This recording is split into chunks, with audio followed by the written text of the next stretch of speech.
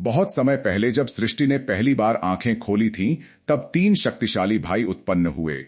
एक था अग्नि, जिसकी लपटों में तेज था, शक्ति थी पर क्रोध भी था। दूसरा था वायु, जो हर दिशा में बहता था, तेज भी था और चंचल भी, संदेश ले जाने वाला, संसार को जोड़ने वाला। और तीसरा था जल, शांत, गहरा, करुणा से भरा हुआ, जिसकी धारा में जीवन बसता था। तीनों का उद्देश्य एक था, संसार का संतुलन बनाए रखना। पर समय बदला, मनुष्य ने प्रकृति को भूलना शुरू कर दिया।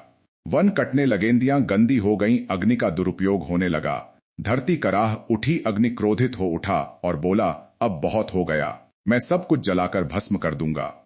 वायु ने तुरंत उसे रोका, भाई, क्रोध से केवल विनाश जन्म लेता है। तभी जल ने शांत स्वर में कहा, अगर हम लड़े तो संसार टूट जाएगा, और अगर हम साथ आए तो संसार बच जाएगा। पर उसी क्षण एक भयानक शक्ति प्रकट हुई, असंतुलन। कभी सूखा बनकर, कभी बाढ़ बनकर, तो कभी आग बनकर वह पूरी धरती को निगलने लगा। अग्नि अकेला पड़ा तो उसकी आग बेकाबू हो गई, वायु अकेला पड़ा तो उसकी गति विनाश बन गई, जल अकेला पड़ा तो उसकी शक्ति प्रलय में बदल गई। तब तीनों भाइयों ने समझा, शक्ति अकेले में नहीं, संतुलन में होती है। अग्नि बोला, मैं जलाऊंगा नहीं, मैं रोशनी बनूंगा। वायु बोला, मैं तोड़ूंगा नहीं, मैं दिशा बनूंगा। जल मुस्कराया और बोला, और मैं बहूंगा नहीं, मैं जीवन बनूंगा।